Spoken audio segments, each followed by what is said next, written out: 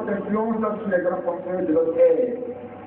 Et les gens qui peuvent se vanter d'assister l'exigence des grands savants contemporains s'adressent aussi à toutes les branches de la société. Vous parlez des individus de modestes personnalités. Ils proposent des modèles qui sont parmi les villages et les villes de notre temps. Par exemple, dans le Ramayana, le héros Rama constitue depuis toujours l'idéal viril des hindous, de même que son épouse Sita représente l'idéal féminin. Rama est toujours obéissant et respectueux envers son père et sa mère, plein d'amour et d'attention pour son épouse Sita, loyal et affectueux envers ses parents et amis, humblement respectueux des dieux, des prêtres et des sages, bienveillant et affable envers ses sujets, juste et miséricordieux envers ses ennemis. Sita, son époux, de son côté, montre une fidélité, une obéissance et une déférence sans borne envers son époux et la famille de ses ennemis. En même temps, elle fait preuve d'un grand courage dans toutes les situations qui présentent à elle.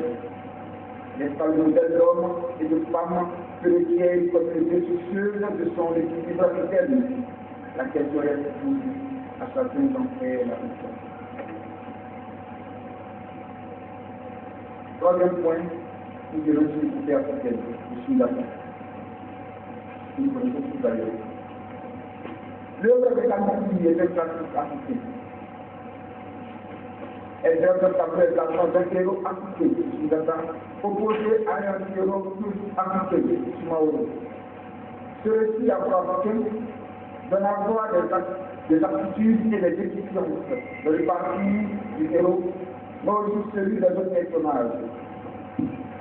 Chef-d'œuvre de la littérature africaine, c'est de vous raconte la geste de Sundata qui jouit de certaines qualités comme la bravoure, le courage, le respect, la dureté et la sagesse. Sa mère, Sokolon Petit, a une fonction éducative manifeste à son égard. Et ses frères et sœurs assument leur devoir d'assistance à sa cause. Ses généraux armées sont loyaux et nature. Nature avec les magnifiques, vous parlez de Dieu. Nature est favorable. Il est même convié par un héros à la hauteur de sa personnalité. Déjà, l'intrigue propose explicitement une moralité éthique qu'il faut rechercher dans les actions et réactions des personnages.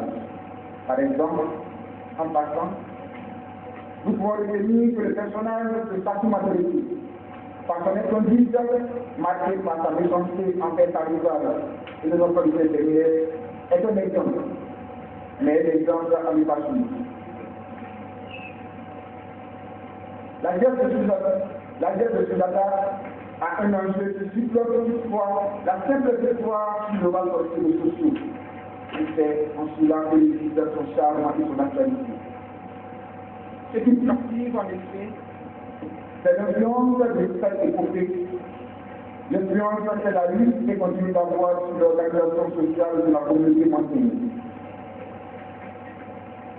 Ça respecte. Après avoir assuré sa domination sur les forces ennemies, Sundata organise une assemblée. Dans l'œuvre de sa vie, la mission à cette assemblée est faite de le chapitre intitulé Pour son pouvoir et le partage du monde. L'acte de Pour son pouvoir advient au bout d'une guerre sans nom. La charge qui est faite revêt alors un caractère sacré. L'importance de cette assemblée est telle qu'en 1998, l'agence de la francophonie en Guinée et de CELCO, c'est-à-dire Centre d'études linguistiques et historiques par traduction orale, ont regroupé plusieurs communicateurs traditionnels auprès desquels a pu être reçue la totalité des articles qui composent ce qu'il convient d'appeler la charte de Pour son pouvoir, dont voici une copie. Je suis charte de Pour son pouvoir.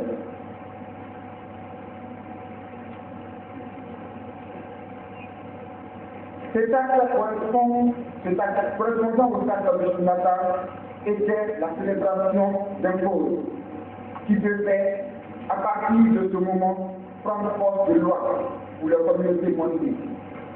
on y trouve une vision du monde, une esthétique, mais aussi des méthodes de gestion de la nature, ainsi qu'un ordre juridique appelé à orienter les rapports entre la communauté et leurs membres. Citons par exemple deux dates, l'article 14, l'article 16. D'abord l'article 14. Nos pensées jamais les femmes, elles sont nos mères.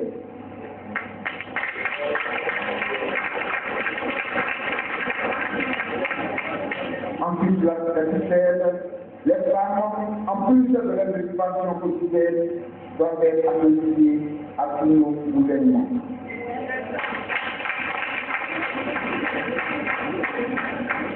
Je reconnais ici notre partie à la France, dans le gouvernement actuel.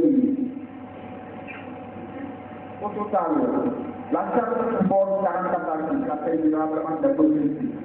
En cela, l'objectif de l'épopée de Silata est d'accepter parce que, comme le dit Bible dans lui-même, certaines des lois de la charte sont jusqu'à ce jour en vigueur sur les montagnes. En conclusion, il faut retenir que l'épopée signifie par l'influence sur les humains de l'époque contemporaine. Les héros épiques, comme Gilgamesh, Alexandre le Grand, Élie, Achille, Chakra, Sundata, Antara, le roi singe de l'épopée chinoise, et Kametomo de l'épopée japonaise. C'est vrai donc pour expliquer cela, on cherche historique, les devenir des modèles. Ils ont pensé le monde selon les moyens matériels et intellectuels de leur temps. Ils ont tout bien médité que l'organisation qui avait juste servi de référence aux générations présentes. C'est pourquoi les journalistes ne cesseront jamais de le dire et de le répéter. La préservation de la mémoire participe de la restauration du centre du humain.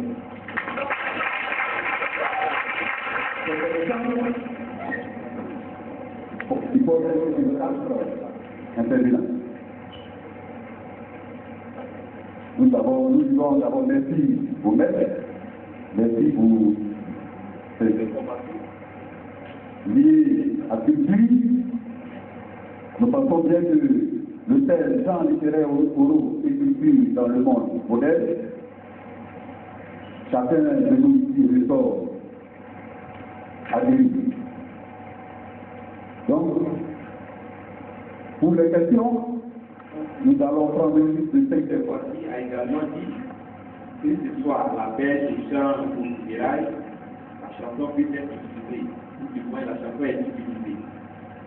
Cela m'amène à cette interrogation. Y a-t-il des liens entre le proverbe et la chanson? Je profite en même temps de l'occasion pour élargir la question à tous les conférenciers, pour m'instruire sur les relations, les liens qu'il y a entre les différents genres évoqués dans cette conférence. Épopée, chanson, épopée, proverbe, conte, etc. Ma question va à l'endroit du Dr. Kwasi Georges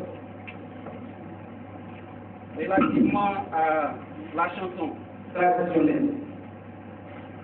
Vous avez dit en tête de conclusion que la chanson traditionnelle est un creuset de la civilisation. Mais de manière courante, nous entendons parler de la musique traditionnelle moderne. Et donc, cela ramène évidemment à une chanson traditionnelle moderne. Mais qui parle de chansons traditionnelles modernes, vient à dire qu'il y a eu bien évidemment des chansons traditionnelles qu'on peut nommer anciennes pour partir. Ma question est donc la suivante. Partant d'un tel constat, peut-on dire que la chanson traditionnelle est temporelle, constante ou intemporelle?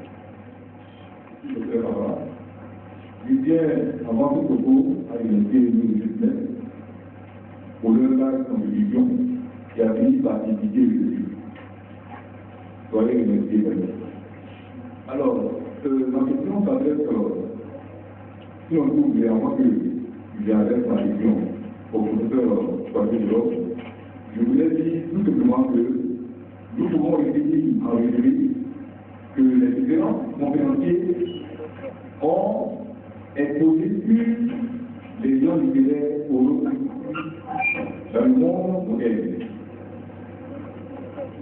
Nous avons eu le poète, nous avons eu le conte, la chanson, et puis l'épopée. C'est 4 genres littéraires qui rejoignent dans le but où chacun des conférenciers a précisé qu'il faut avoir un cours au passé pour paraphraser les propos de Tonto qui leur permet à réaliser la société. Ça, c'est quelque chose à réunir, faut plus s'appuyer sur différents éléments qui font plus la qualité. Encore une fois, merci. Ma question s'adresse maintenant au professeur Chouaké-Delors. Il a dit que le problème était toujours un langage clé qui utilise des images, des publicités, des métaphores, et une parole qui présente de très images. Mais quand on fait ça aujourd'hui, aux différents problèmes que nous voyons sur les réseaux sociaux, en l'occurrence, les problèmes du président du Luxembourg, le gouvernement de la ville, les problèmes finissent un peu avec les états de bataille. Je vous donne au moins 2 problèmes comme ça. Il dit comme ça que une femme enceinte est une capable d'avoir été avec un homme. Ça fait déjà avec un état de bataille. Ici, nous sommes parlé des paroles clés. Il continue encore pour expliquer pour l'expression. Mais c'est toujours pour du président Robert Mugabe. Il dit, celui qui dort avec des images dans la nuit se réveille avec le coup du but. Alors, pour faire, je peux parler des paroles filées, des paroles imagées, des paroles métaphoriques. Je vous remercie. Merci, chers amis, pour la conférence que nous avons organisée. Alors, la première question est adressée à Dr. Papillon. Vous avez dit dans vos propos que la chanson et la culture sont complémentaires. Elle a dit que la chanson est autre et la culture autre. La chanson ne sert pas à la culture. Une deuxième question. Votre projet est axé le contenu de l'importance de la chanson traditionnelle et la culture. Quand est-ce que la chanson moderne? C'est-à-dire, quelle différence faites-vous entre tradition et culture? Deuxième question, la troisième question est adressée à Dr. Koundéni. Nous le tenons de la constitution de l'épopée, souvent le dictionnaire français, de l'épopée est un mot poème narratif racontant les actions célèbres d'un héros ou d'un peuple dans un contexte souvent merveilleux. Quel rapport faites-vous entre l'épopée et le conte? Ma troisième question, la deuxième question est adressée à la professeure Chouaké-Delors. Bon, elle a été connue avec la professeure Chouaké-Delors. Je suis collaboré, je suis en master 1 tradition de l'éducation. Alors, je voudrais poser 2 petites questions. La première est adressée à Dr. Roland. Après, je m'expliquerai sur le temps. La seconde question est adressée à Dr. Lévy. Nous allons éclairer sur les mots. Concernant le compte, je voudrais dire beaucoup merci à Dr. Roland, à qui m'a beaucoup éduqué, puisque moi je travaille bien évidemment sur le don. Donc,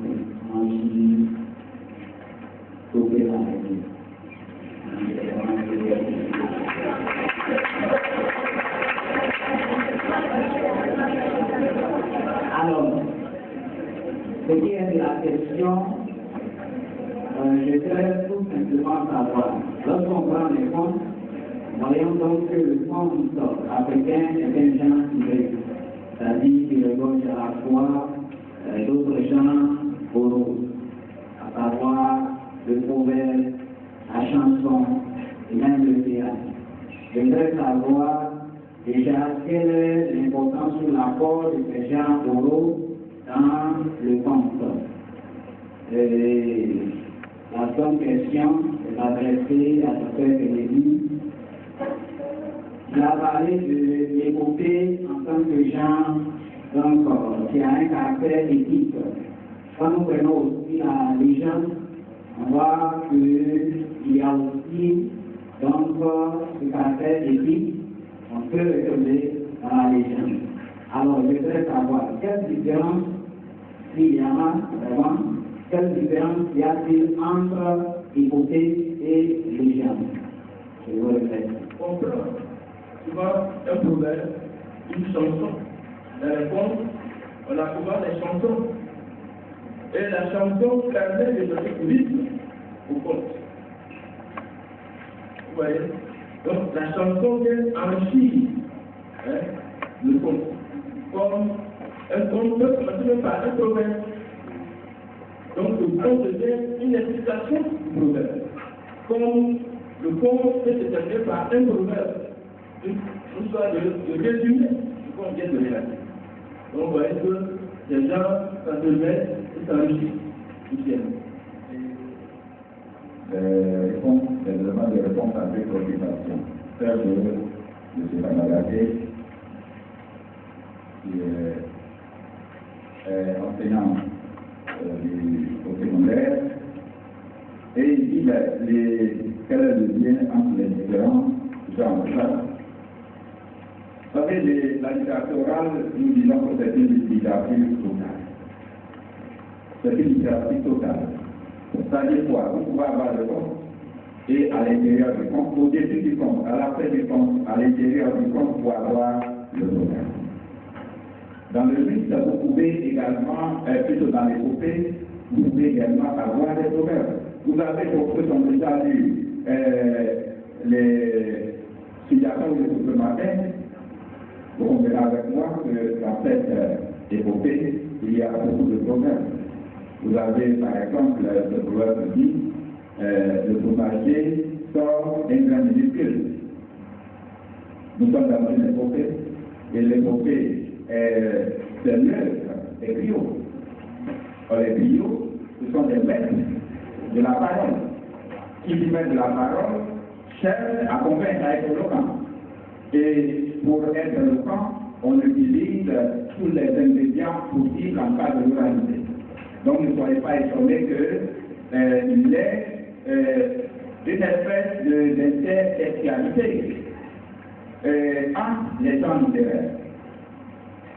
Et puis, en ce qui concerne les proverbes donnés par le président David, c'est vrai que j'ai dit que le proverbe, c'est une parole qui a son après été. Mais vous convenez avec moi qu'il y a aussi des proverbes très ordinaires. C'est-à-dire des proverbes qui sont grossiers, comme l'Africain lui-même. Ce n'est pas une insulte, mais il y a des Africains qui sont très grossiers. C'est-à-dire, ils utilisent des insultes, vous avez l'impression qu'ils s'amusent, mais en effet, ils sont au sérieux. Ça fait partie de l'aide de l'Africain. Vous avez par exemple des chansonniers, des artistes qui critiquent les femmes, donc qui critiquent les hommes, et vous avez l'impression qu'ils sont en train d'insulter telle danse, la jeune féminine ou la jeune masculine, mais en réalité, ça fait partie de leur aide. Donc, quand je dis que le proverbe a un aspect esthétique, l'esthétique en Afrique n'est pas forcément beauté. L'esthétique en Europe, en Occident, c'est la beauté. Mais en Afrique, vous voyez les marques. Il y a le professeur qui est là. Prenons les marques, il y a des marques qui ne sont pas du tout beaux. Mais pour mettre un aspect esthétique, n'est-ce pas? En ce qui concerne le proverbe, ce qui fait doubler surtout sa valeur esthétique, c'est le fait qu'il passe d'une situation réelle à une situation d'emploi, et pendant cet emploi, il devient métaphore. N'est-ce pas? Nous passons de l'image saine, de l'image réelle, à la métaphore. Ce que vous avez dit, c'est la préoccupation du président Mbappé. En réalité, ce n'est pas parce qu'au premier temps, le message qu'il voulait donner, c'est vrai qu'il a c'est ordurier, le langage est assez ordurier. Mais au-delà du premier temps que vous croyez avoir entendu, mais il y a un temps beaucoup plus sérieux qui est en réalité la métaphore à partir de laquelle se fonde le sens du proverbe. Je suis d'accord. Je suis d'accord qu'on trouvera, vous trouverez dans vos langues des proverbes qui sont grossiers. Comme on a du mal à dire en public, il y a des proverbes comme ça. Pourtant, lorsqu'on voit l'aspect, on voit plutôt l'aspect métaphorique, c'est ça le plus important. Mais au-delà de ce constat, il y a des proverbes qui ont un aspect politique très spécifique. J'ai l'habitude de donner un proverbe baoulé à mes étudiants comme ça. Il y a des proverbes baoulés qui disent à la mort de l'orphelin, la terre se détruit. À la mort du riche, la terre se ramollit.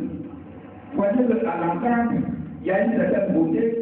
Il y a les répétitions, il y a des oppositions, mais à partir des oppositions internes que le proverbe attire son sens. Et nous disons qu'il est tout à fait résumé, et c'est tout cela avec les images qui nous confèrent la beauté. Sinon, je suis tout à fait d'accord que chez nous, vous trouverez des proverbes qui choquent, en fait, qui choquent. Excusez-moi, justement pour répondre à l'attente du collègue, je vais donner simplement ce proverbe. Il y a ce proverbe qui dit que lorsque vous voulez la vérité et que vous bougez avec votre mère, vous n'aurez pas violé. Il y a ce proverbe. Mais en réalité, les faits orduriers. Ça veut dire quoi? C'est la recette de la vérité est difficile à acquérir. Les voies par lesquelles il faut passer quelquefois sont des voies difficiles. L'essentiel c'est qu'on acquiert la vérité. Donc dans sa formulation originelle, en tout cas, ce n'est pas du tout bon à entendre. Mais il faut aller au-delà de son premier temps pour le temps figuré qui est véritablement le temps du proverbe. Merci. On posait la question suivante. On posait la question suivante. Il faut mieux les gens pour bien entendu, M. Kavagaté, il y a un lien. Vous voyez tout à l'heure, la dame chantait et elle a dit ceci. Si tu les détestes, ok, ils ont prié la terre. Est-ce que c'est terre de la terre? Que je imagine. Il faudrait dire. La chanson, parfois, relate l'espoir des choses. Les choses qui ont une valeur éthique. La chanson, parfois, exige une à celle. Tout à l'heure, la dame dansait. On a vu un doctorat de l'autre côté en train de gesticuler. Et c'est ça que la dame de l'autre côté. Vous voyez? Et donc, de ce point de vue, il y a une mise en scène qui est là. Et donc, c'est bien le prière de Salomon. Donc, la chanson traditionnelle est un genre qui est hybride. On fait que ça respecte des autres genres au nom. L'épopée, le conte, le théâtre. Même la chanson est faite dans le roman. Ce que vous voyez. Donc, il n'y a pas de ces gens qui embrassent tout. Dans la chanson, tout est calmé. C'est pourquoi il y a une gens assez complexes. Et donc, pour M. Kabagaté, il faudra retenir que la chanson traditionnelle est un hybride. Parce que la chanson intègre les autres genres. Dans le cours prochain, l'épopée, en cas de différentes formes de chansons, c'est limite. Parfois, c'est physiologique. C'est-à-dire, on loue une qualification. Le Fiasco a parlé de la chanson traditionnelle. Je me suis focalisé sur la chanson traditionnelle. Qu'en est-il de la musique moderne? Cela m'entraîne à faire une mise au point. Parce que les uns composent souvent chansons, chantent et puis musique. Ok? La chanson, la définie, est un genre qui est évolutif dans le temps et dans l'espace.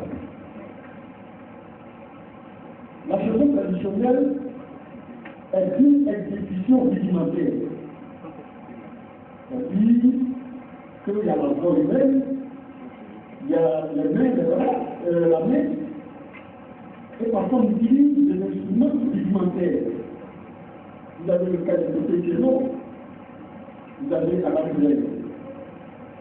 Mais vous allez voir que dans une évolution, on va intégrer des instruments musicaux, tels que l'accordéon, la guitare, les grelots, etc. À partir de ce moment-là, la chanson se casse de sa dimension traditionnelle pour devenir à moitié modernisée. On parle de la chanson traditionnelle moderne. C'est la chanson traditionnelle agrémentée de certains instruments qui fait que finalement le côté traditionnel est émietté au profit de l'émergence de la modernité. Toujours dans cette évolution, la chanson va connaître une mutation également. On va totalement intégrer les instruments musicaux tels que le tam-tam électrique, les guitares électriques, la batterie, etc. Alors, la chanson n'est plus la chanson traditionnelle. Ok? Et puis la chanson traditionnelle, il change de titre pour devenir un chant. Vous voyez? Il y a aussi là-bas, on parle d'artistes chanteurs, on parle d'artistes chansonniers. C'est différent. Dans une évolution, la chanson va changer de style. Et elle passe de la dimension traditionnelle pour accéder à une dimension traditionnelle moderne et ensuite devient moderne. Et quand elle devient moderne, elle se modernise davantage, et bien, elle n'a pas le titre de chanson, mais devient un chant.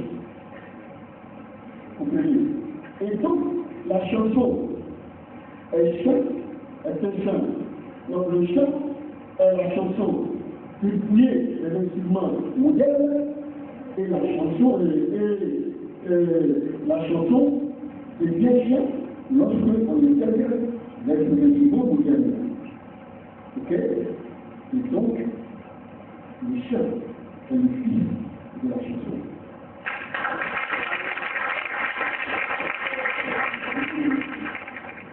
Bien que la chanson est activée soignée, bien sûr que la chanson projette sur scène les éléments culturels.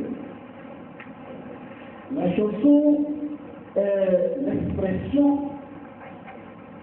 d'un groupe social, dans sa manière de faire, dans sa façon de se comporter. Quand vous entendez Toto Ikeno chanter, c'est la tradition bambique qui est projetée sur scène. Prenez Dodo la terre. Dodo la terre, vous vous avez Madame Abdou dans le projet.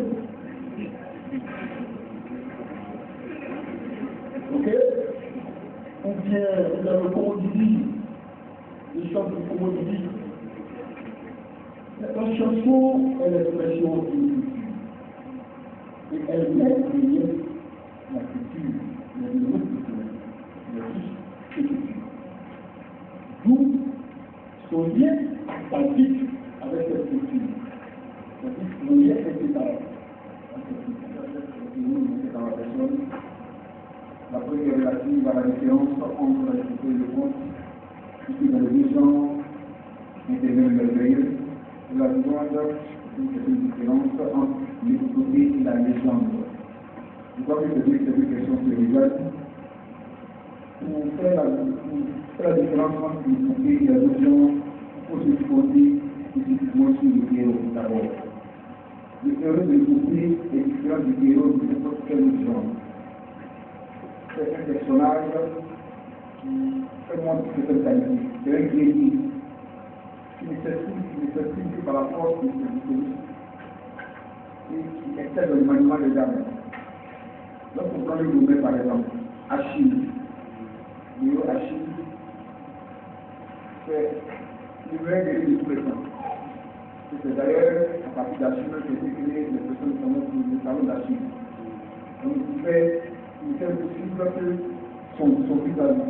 Il est impossible qu'un guerrier dans une table de impossible.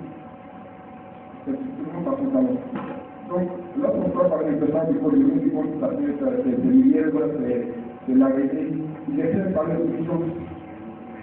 Vous verrez que dans le dialogue ouvert, il y a des idées, il y a un personnage qui essaie par le million, mais il dit, là, c'est lui qui voit tout les métiers, après on appelle audition, on appelle les auditions, ça c'est son nom qui dit. Et lui qui porte la Chine, la Chine, je vous rappelle qui raconte la guerre de soi. Il faut se poser ça fait la d'abord. Second point, il faut remarquer qu'il faut faire la politique une question politique. C'est différent de la guerre d'Afrique et qui va par exemple avec l'intelligence faire voir à la partie les on va rentrer dans le champ et il va donner la guerre de l'Union sur la table. C'est très différent. Prenez par exemple sur la table. Il combat pour le bien de la première équipe. Il Achille, c'est la même chose. Il prenait Ankara, vous ne connaissez pas un héros arabe, vous ne connaissez pas. C'est la même chose. Chacun, même si chacun est terminé, il a combattu pour l'écoute du coup pour le seul instant. C'est grâce à chacun qu'on ne peut pas la solution, sinon tu fais des couplages et actes. Donc il faut aller. Le aspect très important, c'est la relation de l'épopée à l'histoire. Il est impossible de considérer mon papier politique, bon, moi j'ai écrit l'épopée. Et ça va, la chambre politique, les choses qui sont ça ne marche pas. L'épopée a toujours été avec l'histoire d'une communauté. Ici, je ne sais pas que l'épopée était le mouvement de ma communauté, la communauté a été pas nombreux. Et pour cela, il doit respecter le voile, raconter les jeux, les questions, ce qu'ils disent après Jésus, tout comme la paix de Topinam.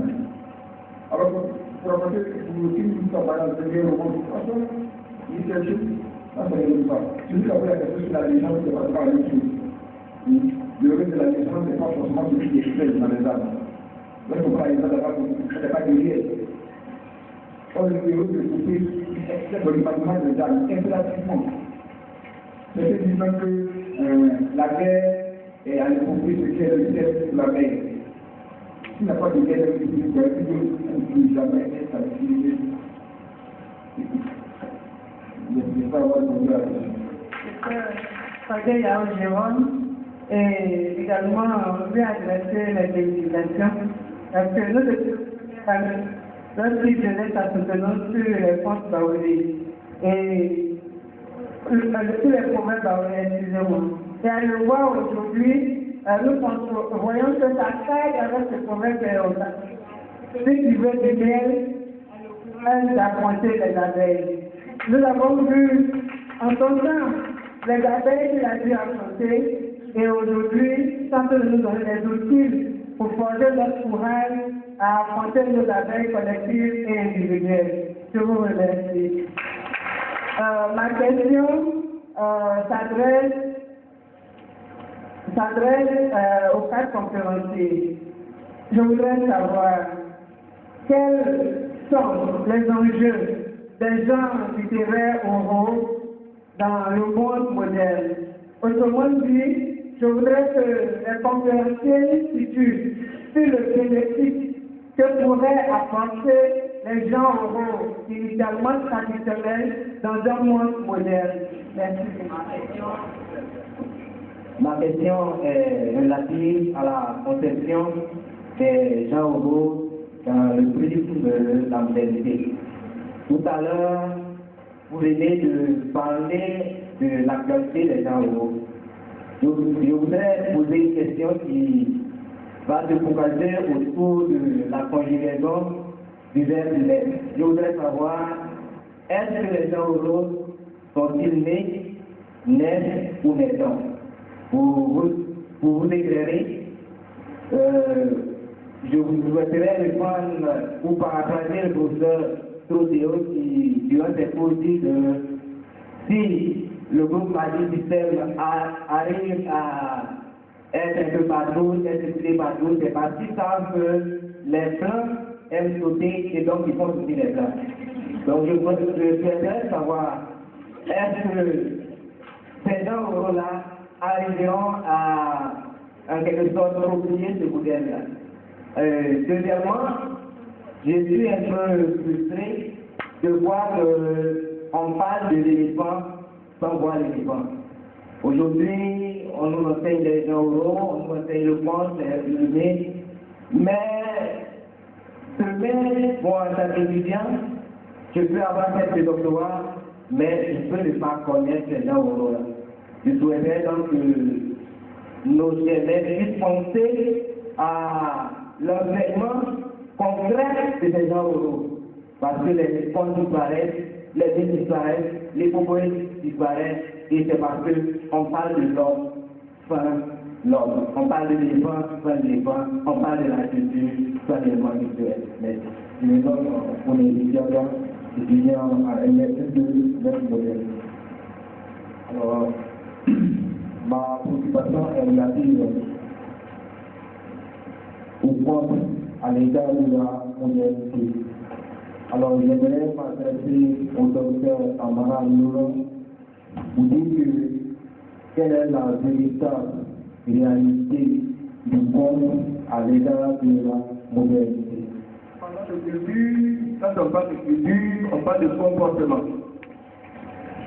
Et dans mon intervention, je fais l'effort de montrer combien de fois le conte est tellement important dans l'éducation de la jeunesse. En dépit de son aspect archaïque, je veux dire relève du passé, il prône des valeurs qui pourraient servir à éduquer la jeunesse. Ça va? Oui.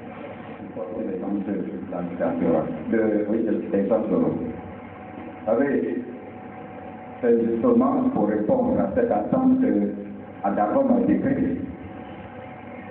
Les enjeux, c'est quoi? C'est qu'aujourd'hui, il faut sauvegarder les gens littéraires. Pourquoi faut-il les sauvegarder? Ce n'est pas pour faire plaisir. C'est parce que nous avons dit qu'ils sont imposés de Dieu. Et si les gens d'oraux ne sont pas sauvegardés, avec le sens sensible que vous qui êtes là, beaucoup ne seront même pas dit bonjour au village. Parce qu'il y en a qui ne disent pas de sorcellerie en allant au village, c'est pas tout le monde qui est sorti. Nous sommes pour l'instant dans la civilisation de l'oralité. C'est vrai qu'il y a l'école, mais à combien d'Ivoiriens aujourd'hui qui sont scolarisés? Si on veut voir la statistique, peut-être 50% et les 50 autres. C'est bon. Il faut bien qu'ils soient au courant de ce qui se passe chez eux.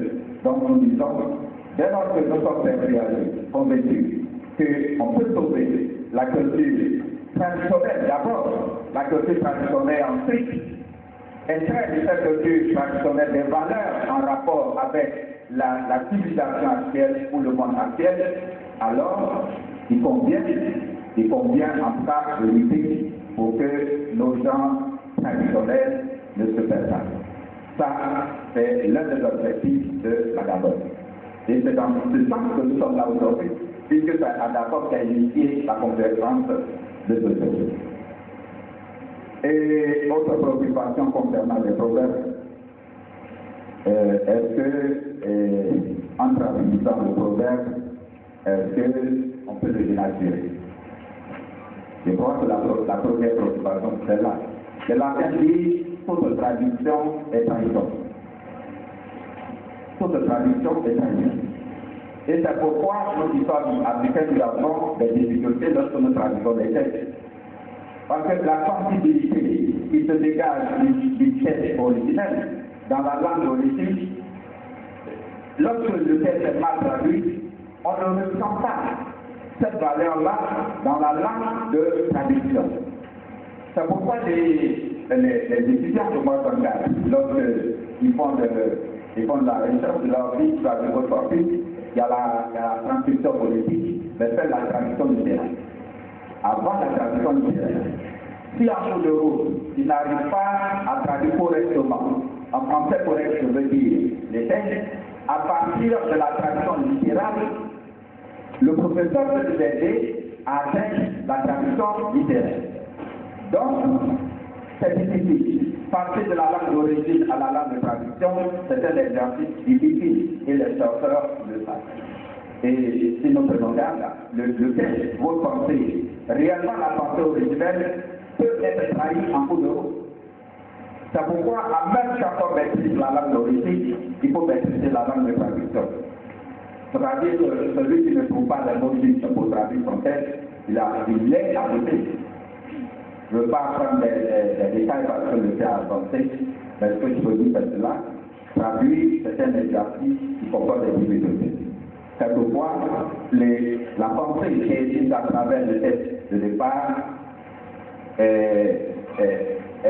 veux dire, il est mal traité ou elle est mal traitée dans la langue de traduction parce que la personne qui a fait la traduction n'a pas maîtrisé au départ l'esprit dans le texte par le texte. Pour ce qui est la dernière question, c'est quoi? Oui. Oui. Le proverbe n'est pas facile à comprendre. C'est pourquoi, d'ailleurs, c'est devenu une discipline d'enseignement. Les parents